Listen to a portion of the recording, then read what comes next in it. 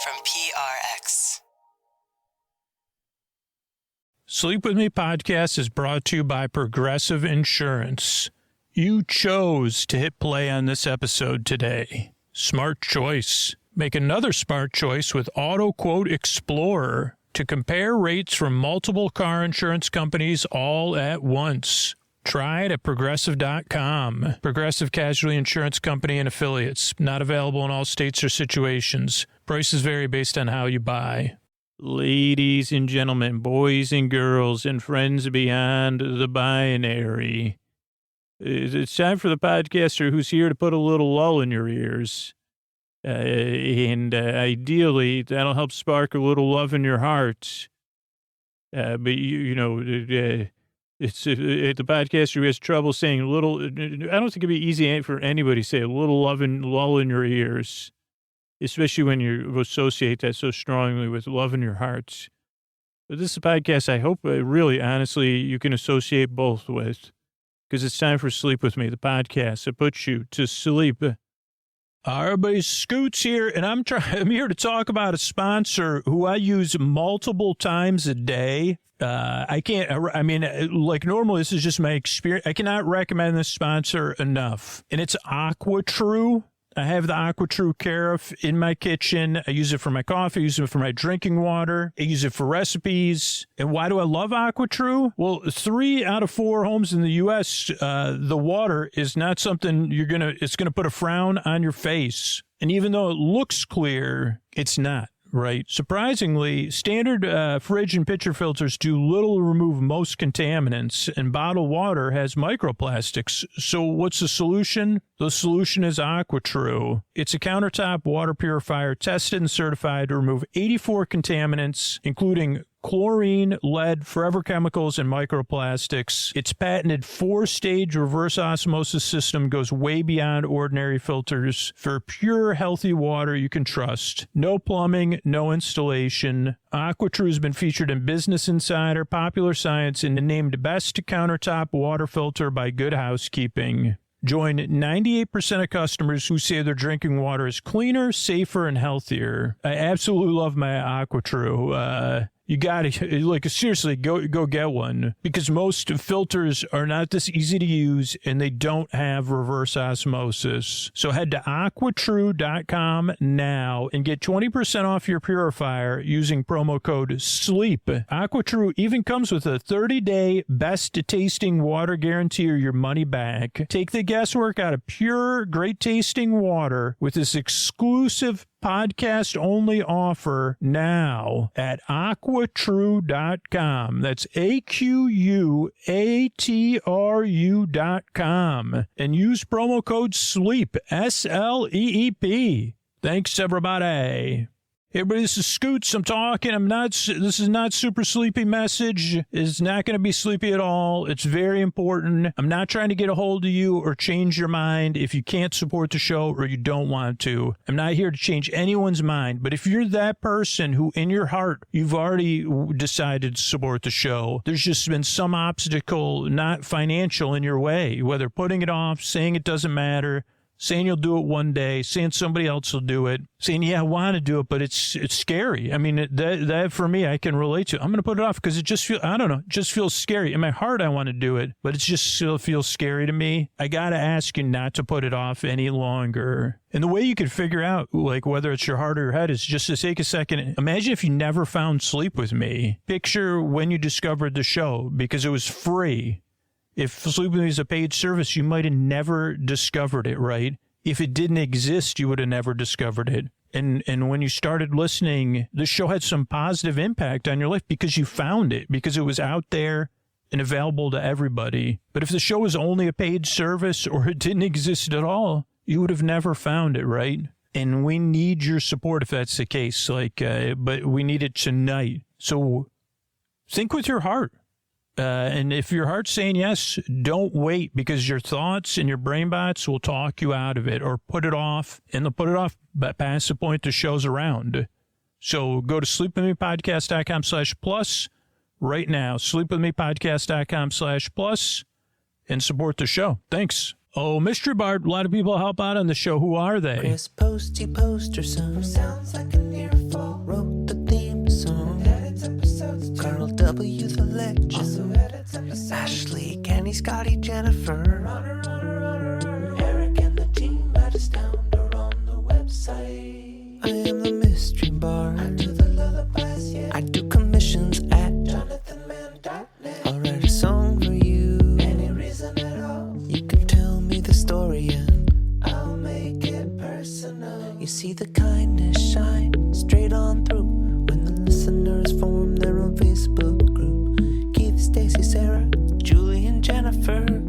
These are your moderators. Get support dear Scooter on Patreon. Buy the merch and support the sponsors. You can find anything you want at sleepwithmepodcast.com. And we're so proud that we could dance. Rusty Biscuit, Lois, Hannah like banana.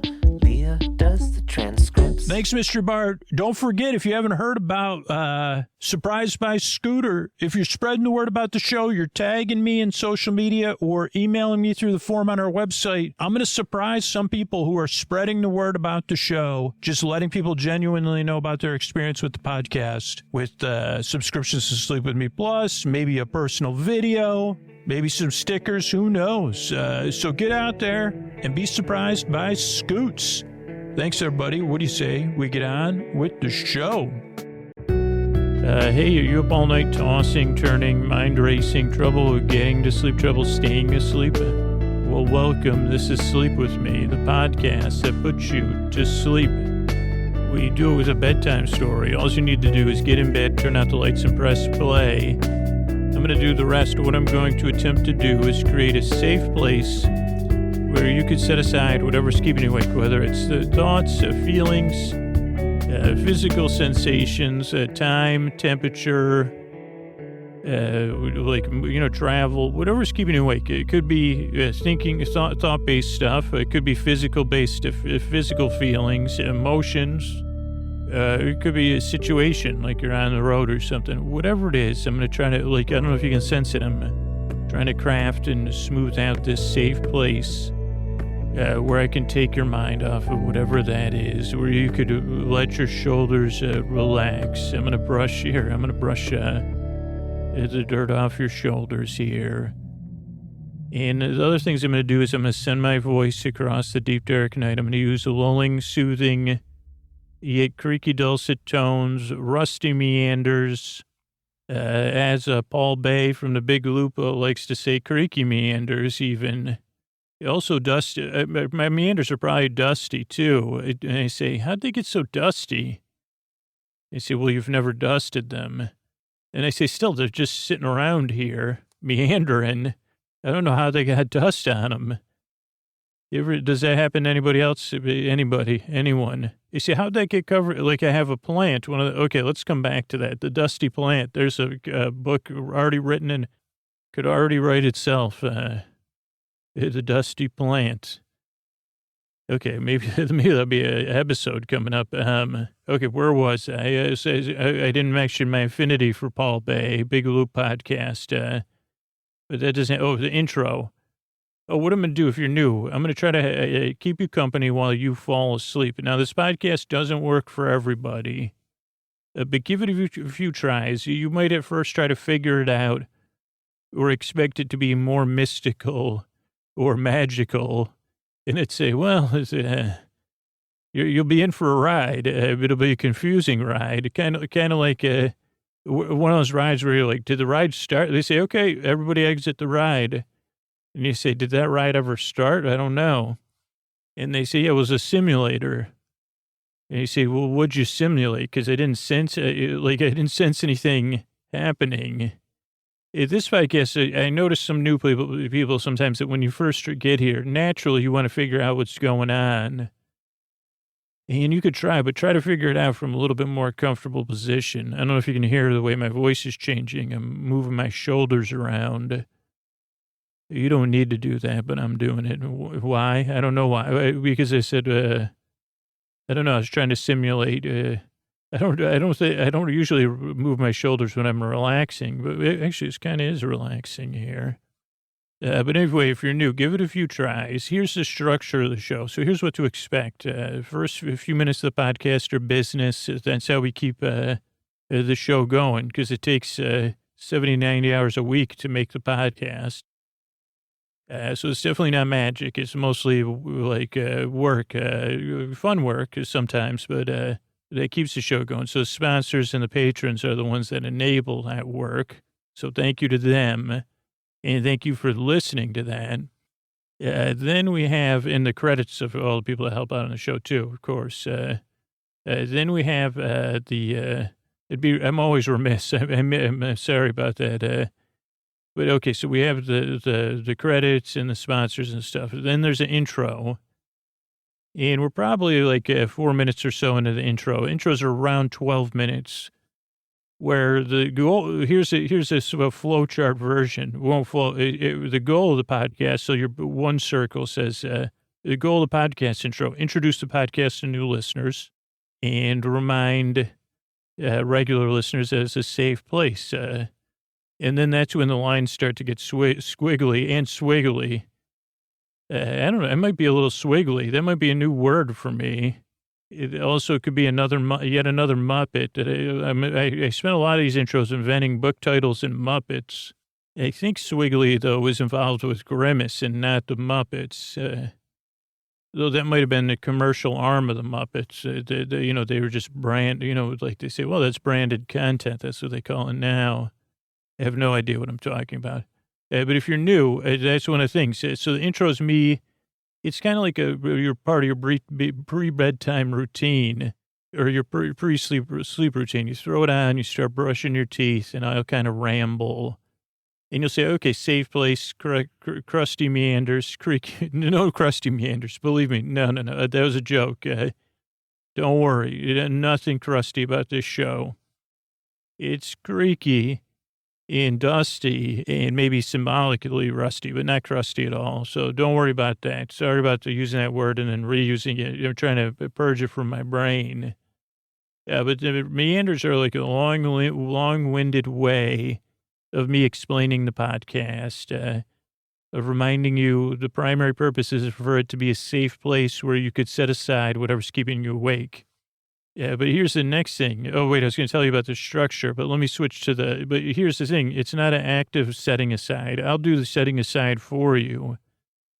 So there's no pressure for you to pay attention. I'll say, hey, let me set that aside for you.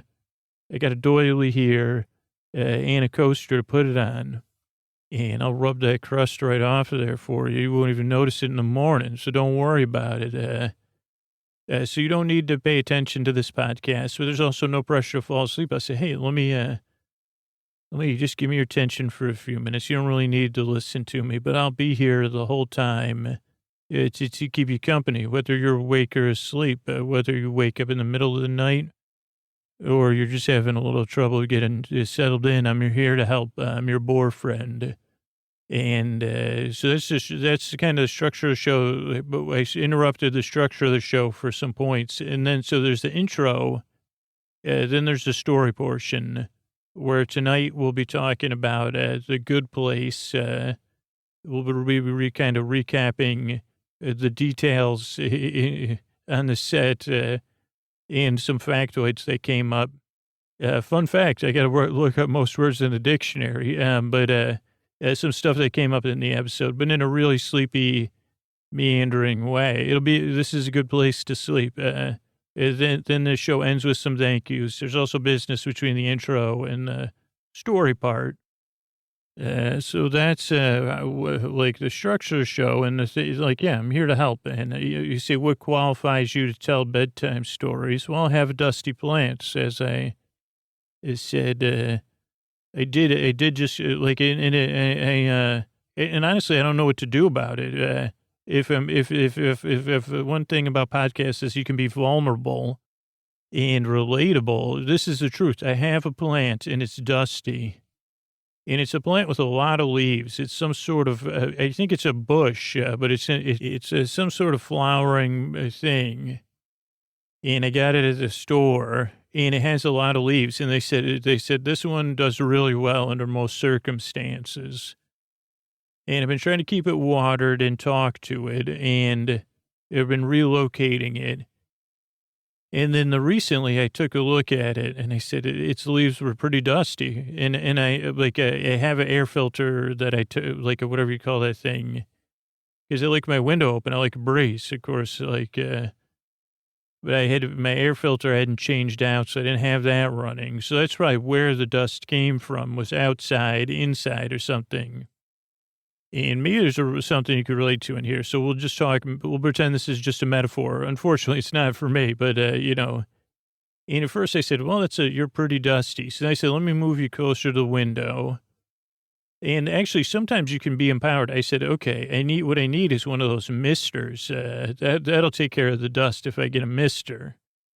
And even in a world where there's you can talk to a speaker and order things and get on the internet, for some reason, sometimes for me at least, this can seem like an incredible task. And this is not, I'm not playing this up. I said, where the heck am I going to get a mister? I'll have to go to the hardware store to do that. Now, meanwhile, there's a family-owned, not my family doesn't own it, but a family-owned hardware store right by where I do my grocery shopping, but they have different parking lots. So I said, well, then I have to go. How am I going to even get to that? In this, going in a hardware store. So you got to it feels so hard, I'll never get a mister. And they said, okay, Scoots, let's dial. Let's just, we got to go to the big grocery store. Let's put it on a shopping list. Maybe they have a mister, like a spray bottle with a mist setting, not just a spray bottle, because I've made that mistake before with mistability. But maybe they have one of those at the grocery store. And then I said, well, then I got to make then I got to make a shopping list. I said, well, you just tell the speaker, then the speaker makes a shopping list. So I did. I said, oh, okay, I think I could do that. I think this is called reparenting or something.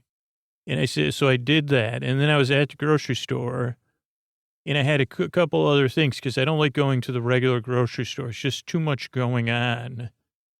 And too many brands, it's no wonder these can stick around. I mean, when I was a kid, I was amazed that there was an entire aisle of sugared cereals, but now I say, just kind of, whatever. So, but I got there and I checked the app and I said, oh, a spray bottle. Before we go, let me check and see if there's a spray bottle. And talk about synchronicity. Lo and behold, not only was there a spray bottle, it was the last one. It had instructions printed on the bottle, and it did describe its ability to mist. And it was a smaller bottle, which was nice because I said, well, I'm just going to use this to spray some plants. Maybe, ideally, I would watch a YouTube video first to learn how to spray plants. I didn't do that, though. And so that was a victory. I would say it was both a moral and emotional victory. Got the spray bottle home. Now, meanwhile, time had elapsed. I'm shorting things. So since the first time I noticed the dust, time had elapsed since I got this sprayer. I'm just packaging it in a meandering story because it's even longer than a meandering story. And so then I filled it up with water, tested some misting out. I misted some of the other plants that weren't as dusty. And I said, what are you doing right that this other plant's doing? I love how your leaves don't accept the dust so easily. And then I got to old Dusty the plant, and I misted it. And I said, I hope that gets... I'm sorry. It's just so, sometimes you see your thought process and you're like, man, this is pretty ridiculous when you talk about it out loud. But I said, I hope misting this will make all these dust problems go away. Alas, it did not. But it did. I think the plant did say, hey, thanks for that mist. That felt pretty good. And I think it did pocket some, it did cause the dust to concentrate. So I think what I got to do is wipe off the dust. But nobody told me this when I was at the grocery store, Trader Joe's buying this plant. They said, hey, by the way, you're about to, this isn't just all, you're all or nothing thinking about plants. There's going to be some middle roads here. And some plants get dusty. I think was that a John Denver song? that he sang with one of the Muppets, I think. Some plants get dusty, and this hair's a dusty plant. That was a classic, and I guess I didn't learn the life lesson. And some plants have to be wiped. I think that would have been a better song for me. So I will wipe that plant eventually. If the plant can hear me, eventually I'll wipe you. Don't worry. But it is a lot of leaves, so I'm going to have to think about that for a while. And that meandering story is why that's what qualifies me to make a sleep podcast, because this is the kind of things you can see what I must be thinking about late at night instead of sleeping. If this is how, these are these are just the minor challenges I'm confronted with. But at the time, they do seem pretty major. I mean, and if you can relate to me, I really feel for you. Or if you have someone in your life, you could say, wow, really, you have an emotional impact from a dusty plant. I said, but not just, like 6 weeks of emotional impact. And now I've shared it with the world. Luckily, I know you listeners well enough to say there's other people with dusty plants out there. I'm not alone, and you're not alone.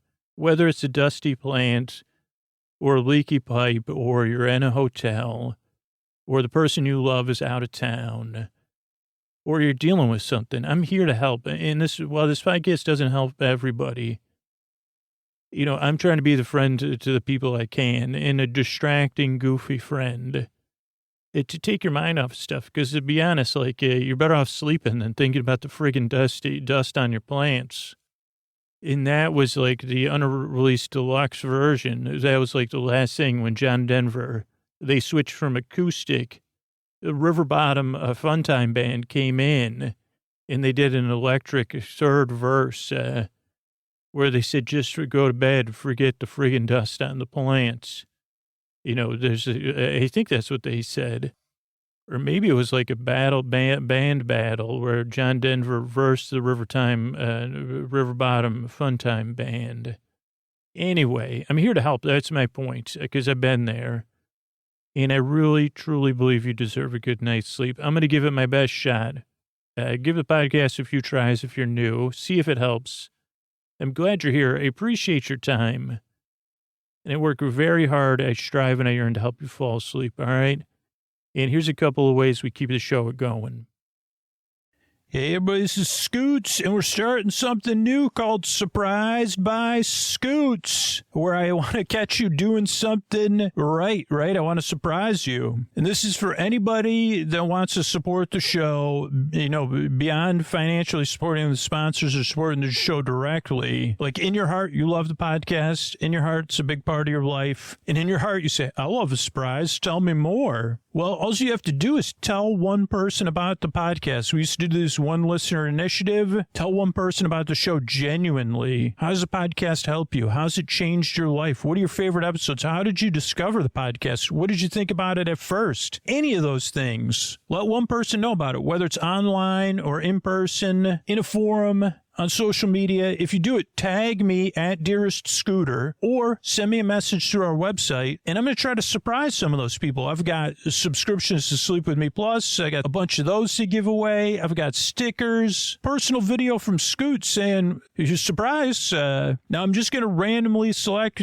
people, but why wait? This will help the show so much. You're going to help whoever you let know about the podcast, because if the podcast changed your life, there's other people out there that haven't heard about the show. If they don't know about the podcast, you can't help them. They're out there struggling. So let people know about it, but don't spam. Just share your genuine experience with the show, and I'll be looking for you. I'll be looking to catch you and surprise you. You're like a little Pikachu. I'm going to catch you if I can, and it's going to be fun. So you could either tag me at Dearest Scooter, that's DearestScooter, or let me know through the form on our website. Thanks, everybody.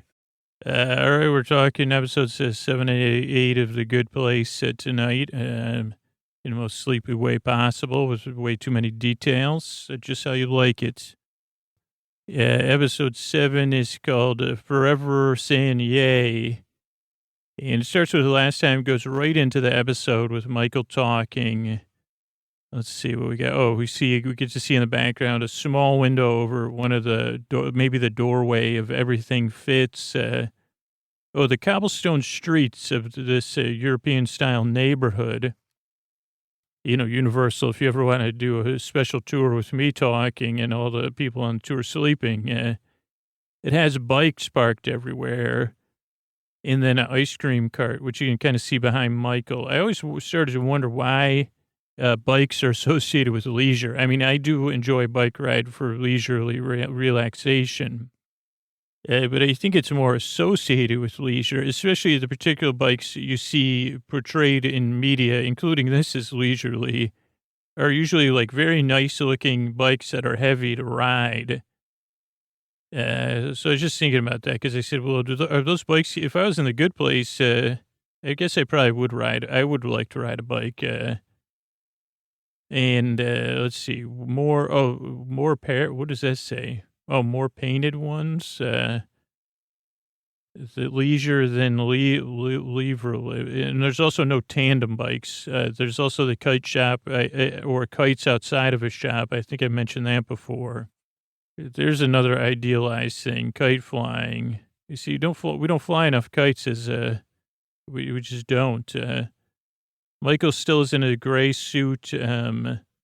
Mediums. Oh, there's also in the background those globe string lights that you see. Again, I guess this is a TV show, said Scoots. Like, I guess this would be my good place. There's bikes, there's yogurt, kite shops. It'd be the one-day place. They say one day I'm going to sip coffee or tea under these string lights in the evening. Another day I'll fly a kite, and then another day after that I'll go for a bike ride. Then the episode opens. There's a good, in 148, I put Holy Fork back of Eleanor's front door is some kind of metallic paint. I never noticed that before. Oh, you know what? I never got to describe the boots. I don't think I wrote down the description of the boots that play a thing in this episode. Hopefully I'll remember when there's a close-up. Right now, these are wide shots of Chidi and his boot buddy talking boots. They do have crystals. There's also broccoli in one of the baskets in Eleanor's apartment. I said, did I mention that already? Angel boat smiling moonbeam. Angel boat smile. Tahani says, Michael, you're going to be soon. You'll be on an angel boat. Or no, that's what Eleanor says. Smoking moonbeam cigars. And here's a question that'll be answered soon. I said, where does Chidi teach anyway? And they also posited, which we'll answer later, how much do cowboy boots cost? I really liked Chidi's leather satchel. It was very nice. Then we're at, even Tahani has classy balloons. I don't know where she is the best planner. So she has these beautiful balloons, which I don't know, some of the colors, especially the blues and the reds she got fit her color palette, but I'm not sure where you would get balloons that are just a nice, classy color. ClassyBalloons.com. Tonight's episode sponsored by ClassyBalloons.com. Hey, put some class in your balloons already, people. Also, here's a note, a competitor's note. 99-cent store, at least by me, has balloons, and they inflate them.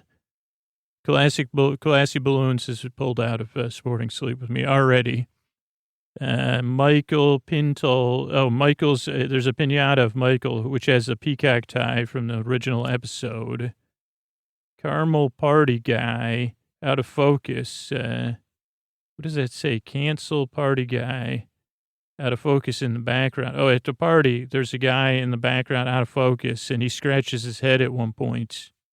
A difficult job being in the background. That's good that they're out of focus. Michael talks about hot diamonds and titanium. That's a good song, too, that I like to get pumped up to, is Titanium. I didn't think I was a Sia fan until I became one. Like, I guess I like my Sia as all pop music aged by 3 years, so I could be totally irrelevant. So that's that. Somber. Retirement is not fun. It's somber for Michael. Party poppers. Two birds with one stone. Sorbonne, which I probably already mispronounced, is where Chidi works. Chidi teaches. Ooh, choo-choo. Janet plays the conductor, which I liked. I really like her choo-choo motion. Moral no-nos. Chidi talks about Machiavelli versus Oprah. And then we have a flashback to Chidi. He could use a podcast. He can't sleep because he's overthinking. Moral philosophy professor. He does really have a nice plaid duvet. I said, I'd like to sleep up with that duvet. Let's slip up with talking about it. His partner is, she's a con expert. So I thought that was interesting. He shares a bed with, it looked like a full-size bed. Then we see chalkboards at the Boot Brothers class.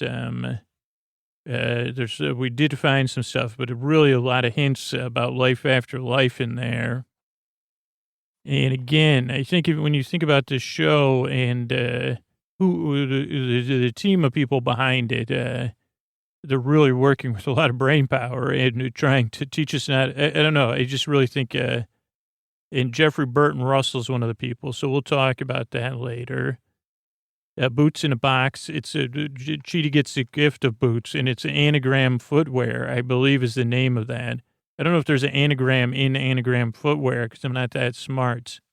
Oh, this is another thing I didn't look up is eschatology. What that means.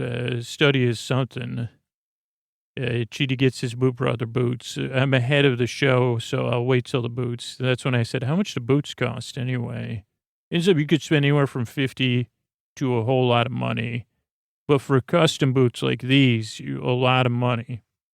Or totally on discount. Tahani is warm and safe. She says warm and safe like a bright glowing sun. Oh, here's the Boot Brothers moment. So let me take a look. You get a lot of stuff on this chalkboard to enjoy. Seagal is another reader. Oh, yeah. Oh, boy. So, yeah, I just saw it, and it went by too fast. Yeah, so the boots are, well, let's get a description here. We'll wait. You know, all things, good things come to those who snooze through it. There's like, I actually don't know the parts of the boots. There's like the leg of the boot and then the body. That's how I'll refer to it. And then the bottom of the boot, the tip of the boot, anagram footwear. Okay, here it is. Can I pause it in time? Nope, I didn't pause it in time.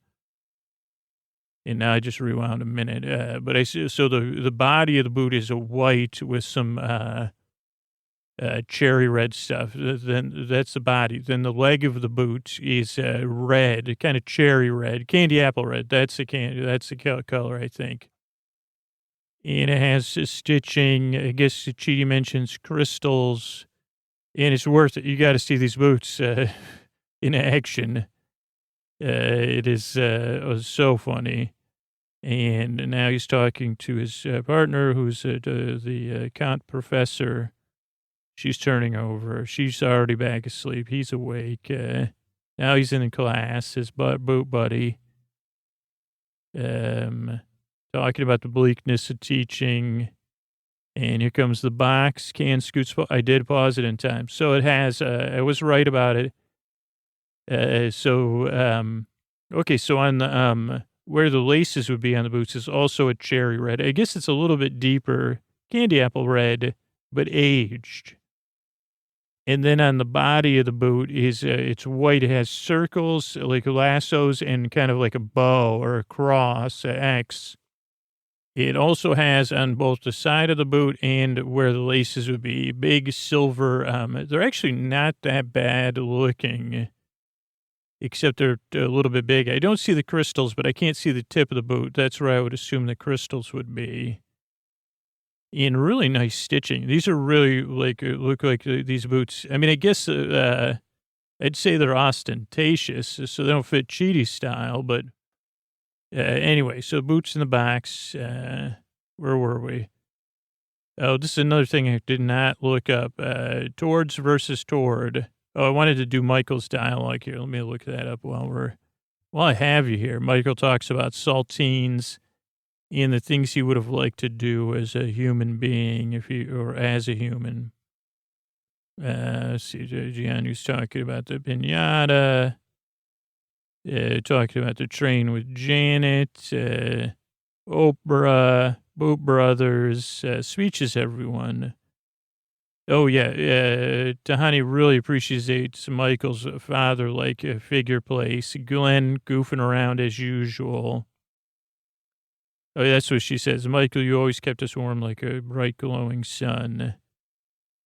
And Michael's grumpy. He says, geez, I wanted to get my hair wet, pull a hamstring, learn the difference between towards and towards, pass somebody in the hallway. Just really, really well. Great writing. Rewards cards, eat a saltine. Really fun stuff. I don't want to ruin the jokes, though.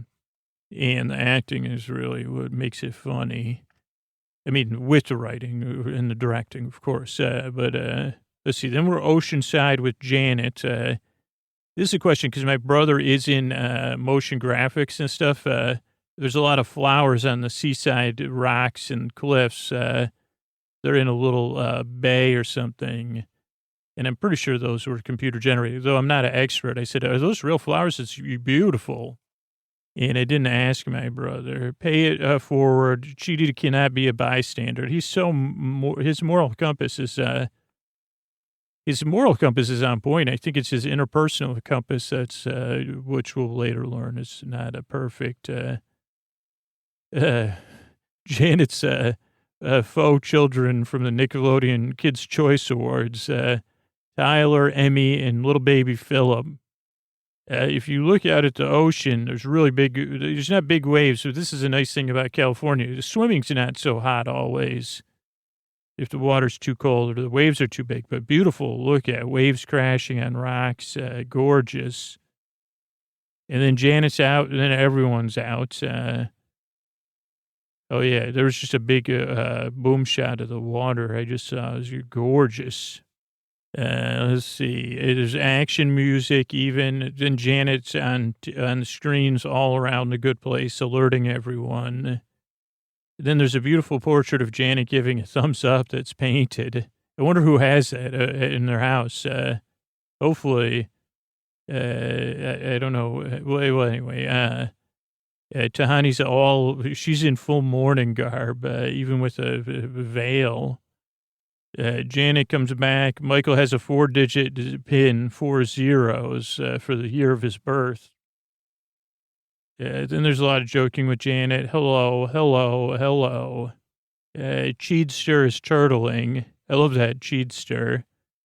Boot Brother. Cheedy's so comfortable that he's willing to tell his friend he loves him, which I really think is, there's so much small things in here about the characters that you could tell a lot of hard work and time went into. Or maybe I'm being presumptuous, but I don't think so. Just the fact that he tells his friend that he loves him, even though he's also torn about the boots. Somebody says right as rain. Jason holds another. Oh, Jason. I said, who's Jason? Jianyu. Jason holds another decorative ball when he's in Eleanor's apartment or house. It's made of like a hemp or a rope or something. Eleanor talks about the time she met Scott Wolf at Sunglasses Hut. And I meant to Google Scott Wolf to see what he's up to. He was like in Party of 10, Party of 5. Was that what the show was? Hello, hi. Jason and Janet have a back and forth. And Michael apologizes to Tahani. I put double question mark, though. So I don't know why I put double question mark. Let me try to scroll through and see. Goodbye, Janet. Anthropomorphized vessel of knowledge is Janet. What happened to Janet? Michael's all bent. Yeah, he says, oh, yeah, no, he doesn't apologize. Is that right? Why did I put question mark? Michael's he's just out of gas. Oh, maybe I put double question mark because why would he apologize to Tahani? Update, he's still in gray. Eleanor stands what? I don't know what that means. There's a big what moment that I seem to have forgotten. We just got to an ad, though, so maybe I'll remember it. This is when my pen ran out of gas. So it says Eleanor sits and frowns. Waiting room. Oh, this is when they're in the waiting room to talk to Michael about, because Eleanor stands. This must have been the end of the episode. And everyone else is like, what? And then she sits and frowns in the waiting room. Everything is fine. I think this might be the start of the next episode, but I'm not sure. And to the left of the sofa in the waiting room is a cart, which we learn more about throughout the episode as I observe it. At first, it looked like it was a glass pitcher that seemed to be full of sand. But I said it could be water, it just could be the reflection. There's also flowers on the back left wall.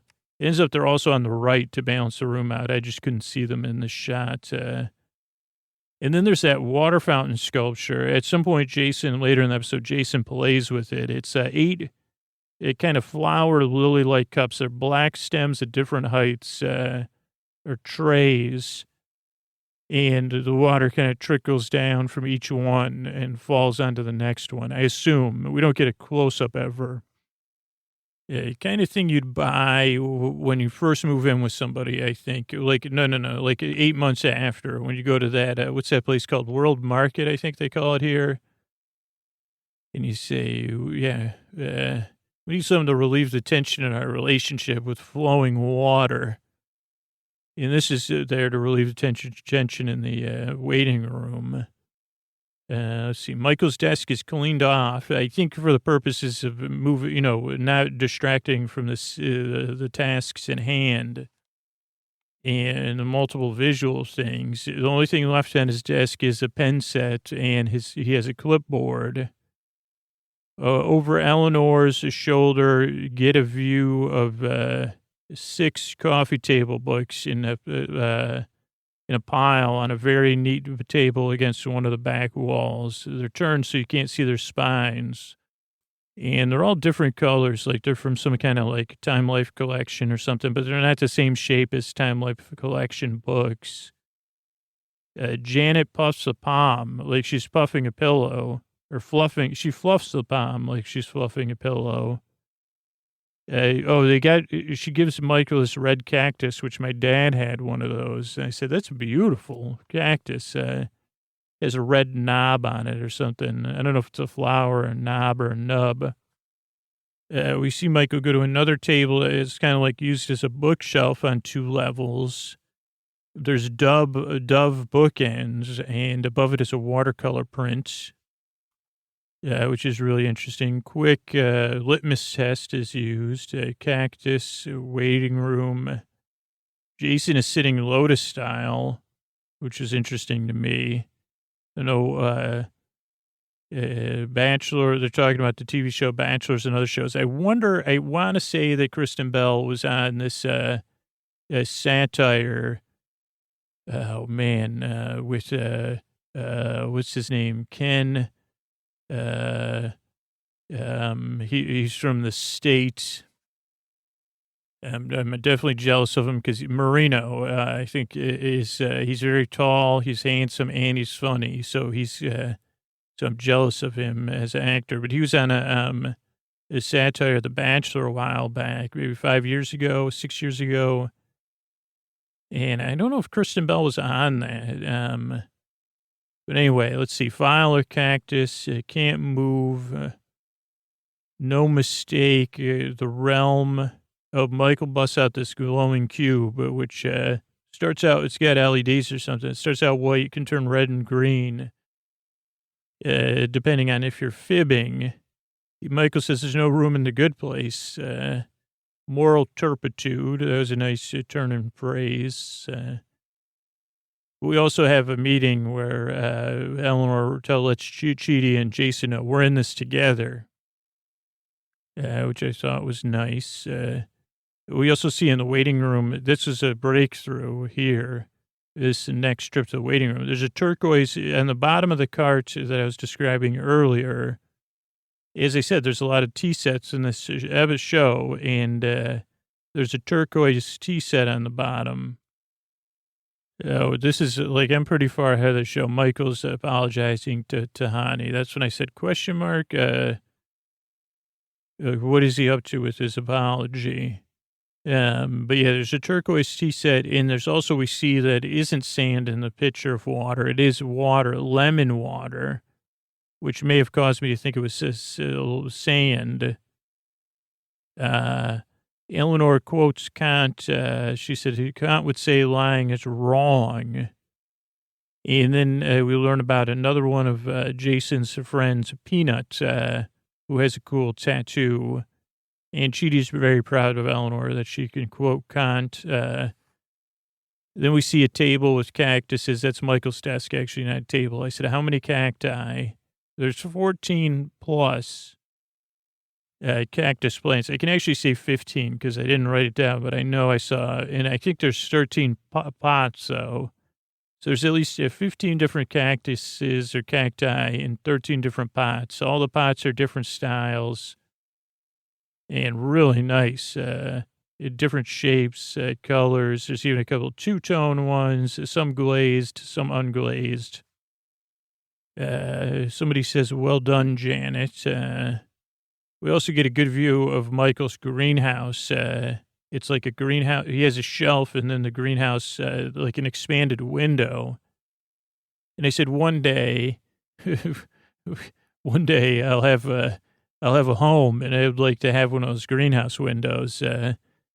And I said, holy plants. Then Tahani mentions how comforting Anderson Cooper finds her by her presence.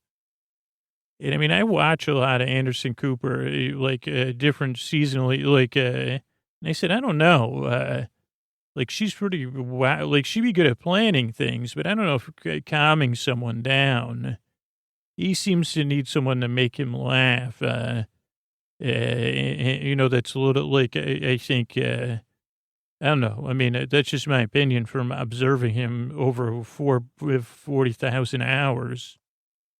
I love Tahani, but I'm not sure exactly that she's the one to relieve, like to sit with newscasters and chill. Though we've actually never seen her chill. She's always kind of in a, she's always in action mode, kind of, at least this season. Michael gets caught in a lie by the cube. Then we see the Allspark. At this point, Michael has a navy tie on. And I don't know if we've seen the tie before, but we've seen his pocket square before. It's a handkerchief style in like a lavender color. And when I say handkerchief, I mean the one you would wear over your head, too. Whatever that print is called is very universal. So that's good. I love his suit. It's a gray plaid suit. So he went from a solid suit to a gray plaid suit. I don't know if his shirt is light gray. Can't quite tell. He talks about his own agency to Jianyu and how it's like a cactus. Then they go over Eleanor's fate. It looks like F-I-T-E. I actually spelled Eleanor with an I here. Or my hand just did something when I was writing it. So it looks like Horai, Fite, or Fife. It could be Fife. I don't know. Was there anyone named? I think there was once an elven bard, the first bard of the elves, Elorhai, who played the fife. Like left, that was you don't think about that, especially when we're talking about the good place. But are there any elven bards? I mean, I'm sure elves would love, I mean, I don't mean to make assumptions, but I would think that elves would like opera and music, especially formal music. I don't mean to make great pronouncements about the elvens, but I don't see any elven bards anywhere at all, even in my imagination. Now I do, though. One named Elorhai. Yeah, but they talk about Eleanor's fate, big point swings. Kristen Bell is using her hands to tell stories, and it really, I mean, because it's a tight shot. And it really, really does, it's acting, I guess you'd call it. Don't judge is the theme, the note they end that commercial break on. Then we see her roommate Mads and her friend from the Rihanna concert.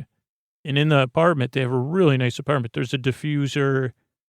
Eleanor maybe has a thing for decorative balls because there's a glass decorative ball, it looked like.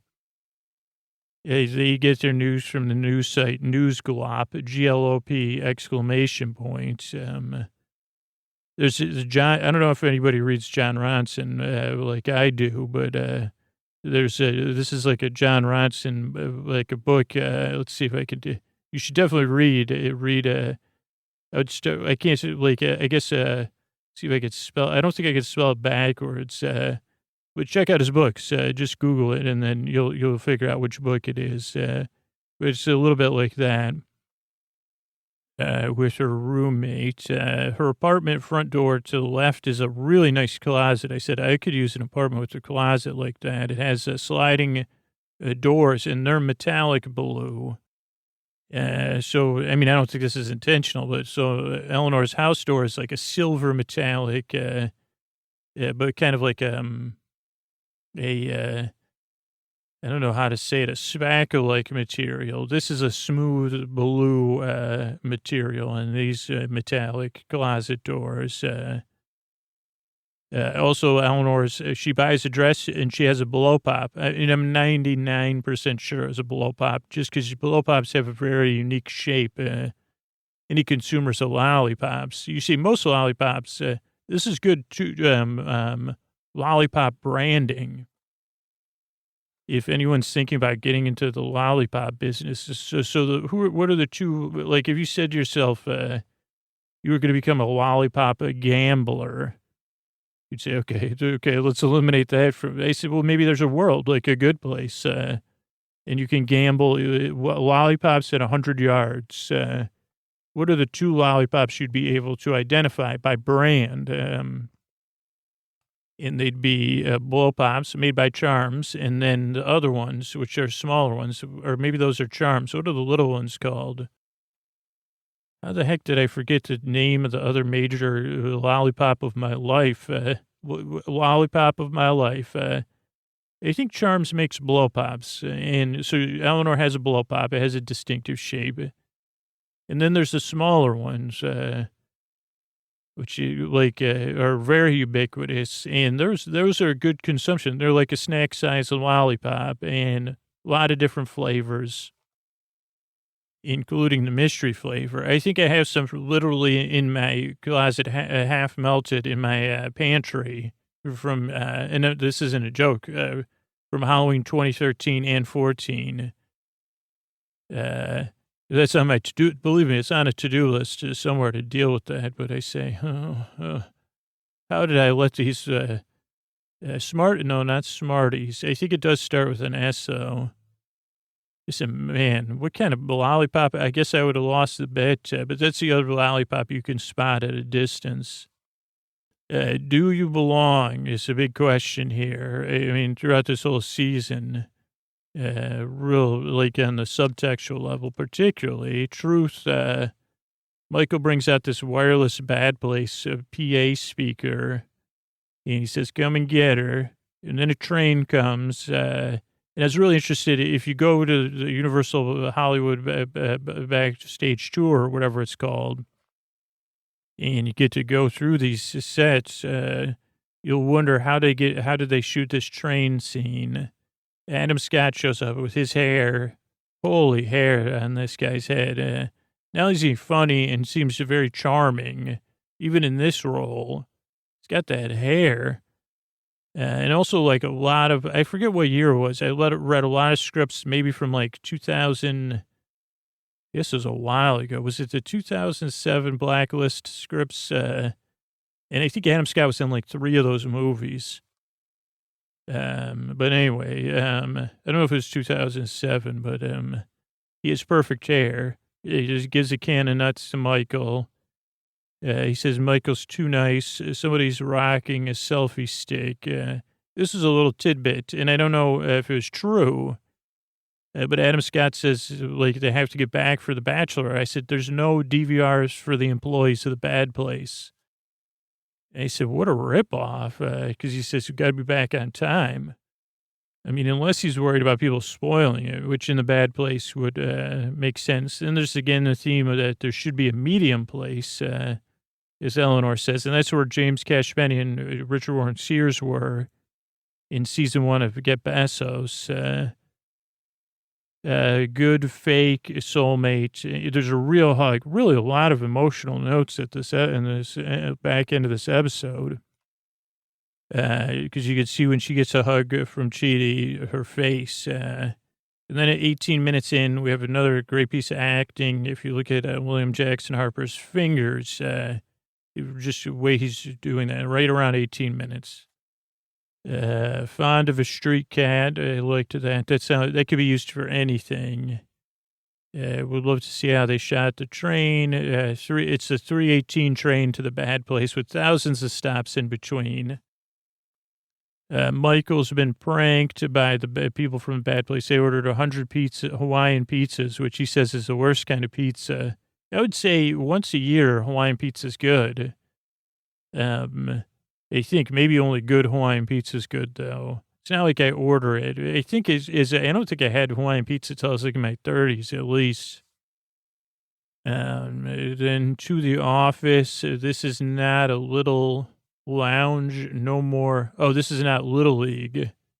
Oh, they ordered Hawaiian pizza to the office. He tells Eleanor, this is not Little League, or maybe it's Chidi. Yeah, to Chidi. He says, there is no most improved player. Then we're on the train to the Bad Place, and they say Manhattan dining car's closed. But they would serve warm Manhattan clam chowder there, or not warm. I guess you'd use the word tepid. And then Michael says, "Stop this train." Not yet. Eleanor's not leaving. We see that they're traveling on the Trans-Eternal Railways or something. I just saw Trans-Eternal. And then we meet the other Eleanor, and there's a what moment. Okay, so let's talk about some of the stuff that came up in there. So I did some research, and like I don't think I said this, but for custom boots, you're talking between $1,500 and $5,000 for a nice pair of handmade custom boots. So put that in your budget. I mean, they have a costumer or a wardrobe department. I don't know why I keep using that word costumer. So that's that. Then there's the phrase, 2 birds with 1 stone, which is defined. Let's see, where are we at? thefreedictionary.com. To complete, achieve, or take care of 2 tasks at the same time, or with a singular series of actions to solve 2 problems with 1 solution. Let's see. I was trying to find like some background on it. This is mostly just definitions. So I guess that one I like, let's see. So let's talk about the Sorbonne, which is where Chidi teaches. He just made 1 exclamation that made me think that. I mean, I thought he said something about it. So, which is an edifice, according to Wikipedia, in the Latin Quarter of Paris, France, the historical house of the former University of Paris. Today, it houses education and research institutions such as the Pantheon, Sorbonne University, Sorbonne Nouvelle University, and some more. The Collège de Sorbonne is the names that's what it's derived from. 1257, one of the significant colleges of the medieval University of Paris. Medieval university predates the college by about a century, and minor colleges have been founded already during the late 12th century. During the 16th century, it became involved in the intellectual struggles going down, and was a stronghold of one side of that struggle. And then they kind of got taken over 1533. No one wanted to hear from them during the big French thing, but it was reopened by Napoleon in 1808 and then closed in 1882. And it was one of many colleges of the University of Paris that existed until the French Revolution. Let's see what else. A lot of historical stuff there. But yeah, not only is it a school, but it's actually a place you could check out and visit. So that's a little bit about that. Now we're getting into interesting stuff. So Jeffrey Burton Russell was on the chalkboard of GD's his coworker's thing. And I didn't know, so we're going to really dig in here. This is a Wikipedia article. Russell graduated undergraduate at Cal Berkeley in 1955 and then Emory University, his PhD in 1960. And now he's a professor at Cal Santa Barbara. He's taught in a lot of places. He's published widely, mostly in medieval European history and the history of theology. His first book was Dissent and Reform in the Early Middle Ages. He's noted for his 5-volume history of the concept of the people that run the bad place. Really interesting. I said, holy cow. Also, talk about topical, he wrote Inventing the Flat Earth in 1991 and said that even the idea of educating people that the earth was flat might not be real. And I don't know. I don't quite understand this. He said the flat earth myth is still in use with us today. This was in 1991. He also wrote 2 books on the notion of heaven, The Good Place, The Singing Silence in 1997, and then Paradise Mislaid in 2006, which is also on the chalkboard, the title of that book. And that was written in 2006. So just could be interesting stuff to dig into, I think, and check out. Next up is from Transformers, the Allspark. Now, if you've ridden if also at Universal Studios, you could ride the ride, the Transformers ride. I think the Allspark's in that ride. Yeah, that's what the ride's about. But this is from Wikipedia about Spark from Transformers. Within the fictional universe of the Transformers, the Spark is the soul of a Transformer. And likewise, the Allspark is an ancient artifact or object of holy cow, I didn't know this, of creating new Transformer life by bestowing machinery with sparks. I guess, I played with Transformers, because the whole Allspark thing didn't come out till after I grew up. The Allspark was created by writer Robert Skier, who responded to a fan question in 1999 about it. He said that there's the Oracle was actually called the Allspark, consisting of the spark of every Transformer who has ever lived or who will ever live. Or, as he said later, made up of every spark that ever was and every spark that will be. Yeah, and that was from one of the TV shows about machines, I guess a Transformer show. And the term Allspark also could be their good place, because after the concept of the good place for Transformers was touched upon in one of the series, and then later explored. Holy cow, I might have to start watching these shows. The Autobot Matrix of Leadership, as seen in the original series, was not merely a receptacle of the consciousness of Autobot leaders that went to the good place. It was a gateway that led to the Allspark, which is where all future Transformers sparks came from. The Allspark is sentient and sends the sparks out into the world to live, and their sparks return to the Allspark. So it also is kind of a collective thing, adding to the timeless fountain of knowledge and wisdom. The facility on Cybertron, which produces maximal protoforms, was named after the aforementioned Matrix and is analogous to the Good Place. A similar Predacon facility also exists called the Pit, which is analogous to the Bad Place and is changed before. In the 2007 film, the Allspark is a cube-shaped artifact adorned with glyphs and designs and can grant independent life to normal mechanical objects. Let's see. Conceptual history. Yeah, I don't know if this is fiction. I guess it is. Robert Flood in 1574 spoke about the angel Megatron and the souls it comes from. Maybe that's, I don't know. The concept has coalesced over the course of almost all Transformer fiction. This article covers its history to minimize confusion. As it says, okay, so is there soul, creation matrix? So this is a really long article. If you want to learn more about the Allsparks, just check out Wikipedia. Holy cow, yeah. Really detailed. Covers the comics, the movies, and the shows. Let's see if it's effects. It was in a Nokia commercial. It turns a Mountain Dew defense. It gives life to a Mountain Dew machine. That's interesting. I don't know if Stan. I don't think that's where Stan came from, but so there's a lot in here. Really dense, interesting article. How about saltines? What do we know about saltines? That they're Stannis Baratheon equals saltine.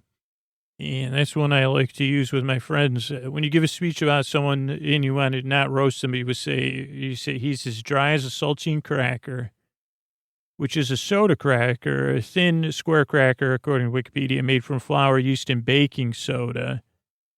Most varieties sprinkled with coarse salts. Perforations over its surface, dry, crisp texture. And there's a lot of different brands of saltines. You may not have heard of, and they're usually eaten as a light snack. It can be with cheese, butter, or peanut butter. A little dry for me, even with peanut butter, that would be, I guess with cheese, they're sometimes good. They can also be placed in stews, chilies, or soups, or even crumbled into salads.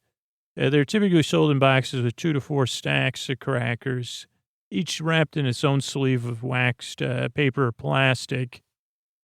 This is a detailed article. In restaurants, they come in small packets of 2 crackers. I prefer those butter crackers at restaurants with super salad. Cracker meal is a type of coarse to semi-fine flour made of crushed saltine crackers as toppings for dishes or breading.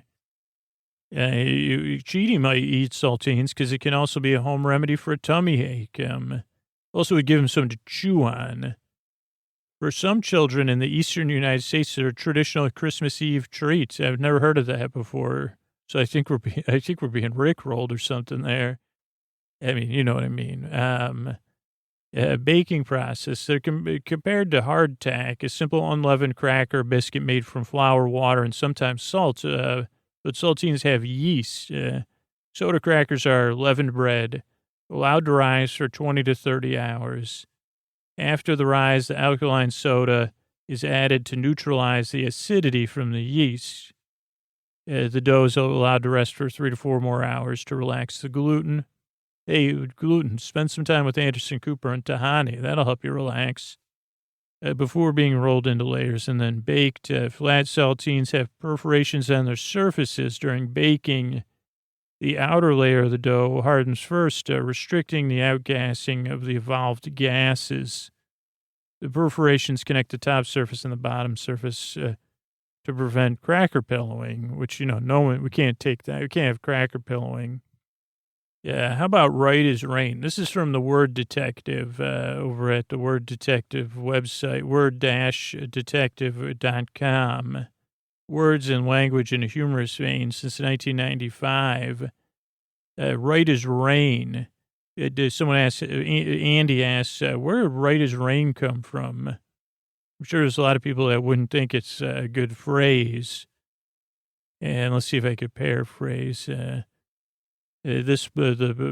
person that writes for them says, geez, I like rain, which, so do I most of the time. And they like water.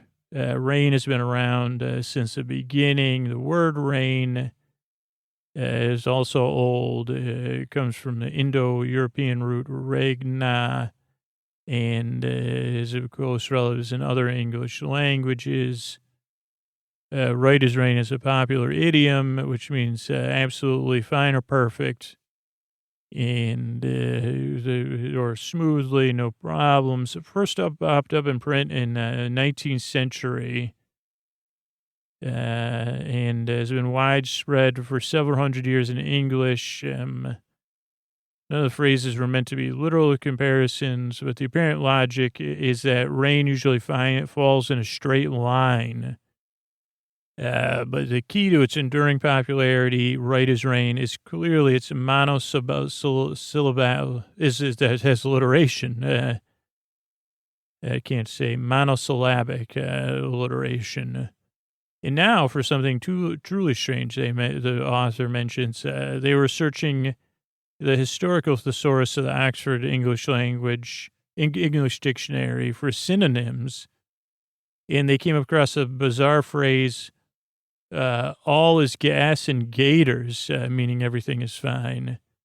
Or it used to mean pompous, gators which cover your lower leg from water or rain. So that's a little bit about right as rain. And then I guess the last one is litmus test, which I don't really need to look at because it's not just litmus plus test, which could mean a simple test for the acid or alkaline of a substance using litmus paper, or any test that produces a decisive result by measuring a single indicator, which is one of my favorite things in chemistry when in high school or middle school or whatever, that I just want everybody to remember. You dip in that was a really tactile, an amazing moment, like seeing the litmus paper. Probably I licked it in my case, which don't do that, kids. And then dipping it and stuff and it actually changing colors is like one of those mind-blowing science moments that I hope all of you have and all your children have. And good night. Hey, this is Scoots with the Tuck You In message, two-parter Tuck You In message. So let me go to the second part first, even though I haven't read it at all. I mean, if you're still listening to me, I hope I'm bringing you and brought you comfort in the deep, dark night. And you know there's plenty of other episodes to choose from, plenty of other episodes coming out this week, coming out soon. Or maybe you're just barely hearing me, or maybe you've queued it up and this is just playing. But I don't know if any of the messages we've been putting in the show for the past year you've heard them and they've landed with some part of you, like a part of you in your heart, about supporting the show, because I'm not trying to change anybody's mind, right? If you can't support the show, you can't support the show. If you don't want to, you choose not to, or you think the show doesn't, deserve your support or need your support in a strong way, that's fine too. But if you've been putting off supporting the show, or you're like, I know the show, I realize the show needs my support, but like that's in your heart, but there's something else in your head, right? Some other part of you that's been standing in your way. I'll do it tomorrow. One day I'll do it. Or the most the menacing for us, or the biggest obstacle for us, my support doesn't matter. There's no way my $7, my $60 supporting the show just for a few months while I listen to it can matter.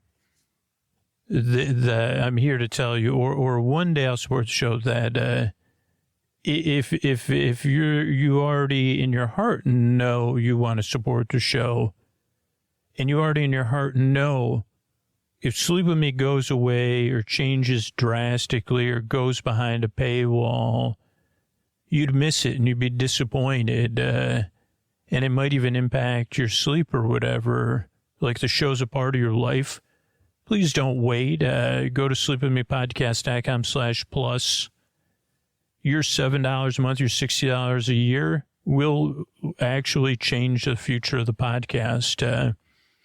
It's all a matter of me getting through the people who've already decided in their heart to support the show, but there's something in their head or their feelings or their brain bots that's in the way. And I just need to get through to you that it's like, we are in a don't wait situation, you know.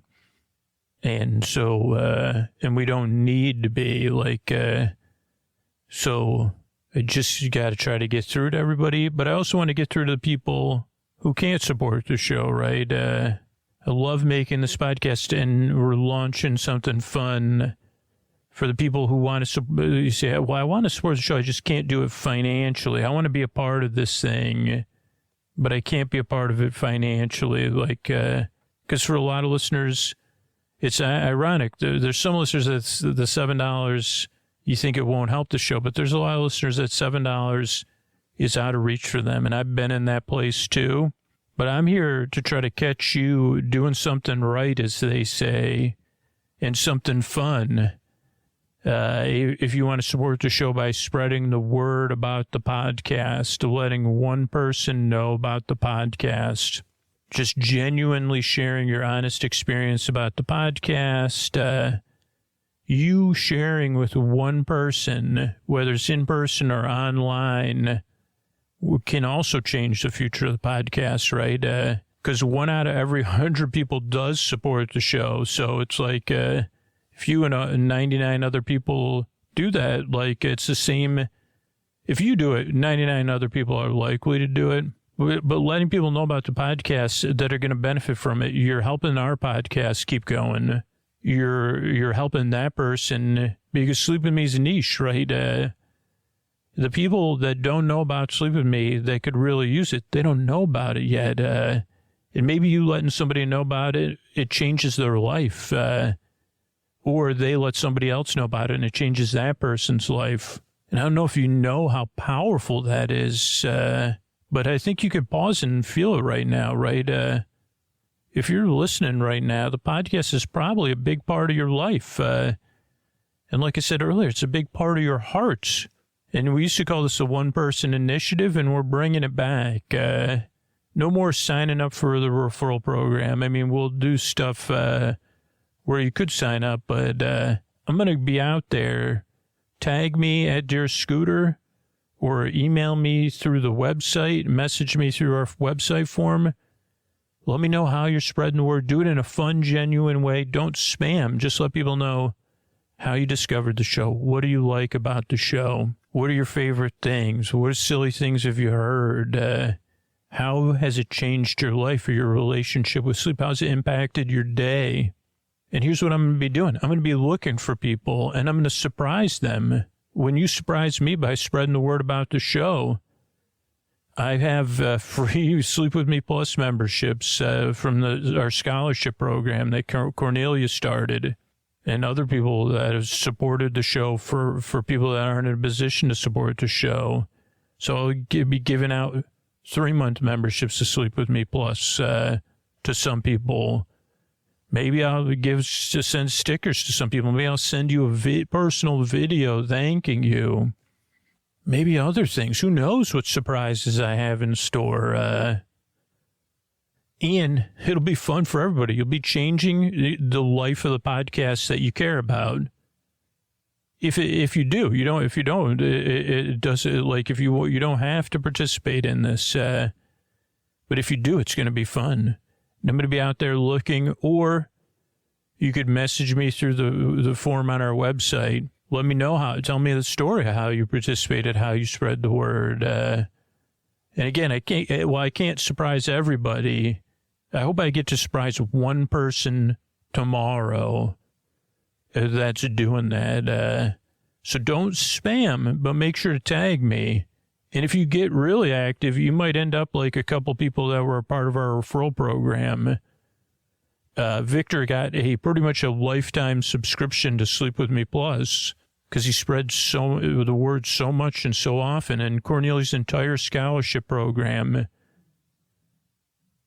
she brought thousands and thousands of listeners to the show just by spreading the word in a genuine way where she knew people could use it. So tag me, at Dearest Scooter. That's with a T, DEAREST, Scooter, SCOOTER. Or if you're in the pen and paper world, put up a poster or whatever, a sign in the laundromat and say, hey, if you can't sleep, check out Sleep With Me podcast. Or let me know how you let people know about it in a genuine, friendly way. I can't surprise anybody that's just like going up to random strangers or whatever, but that's not sleepy at all. But thanks so much for listening. And again, those are the two huge ways, because this is like we've been building towards this, unfortunately, and this has never been a time where more people are no longer in a position to support the show. They've had to stop their support of the podcast. It's a time of, and just like everybody else, the podcast is in this place where it's like, man, this is really tough.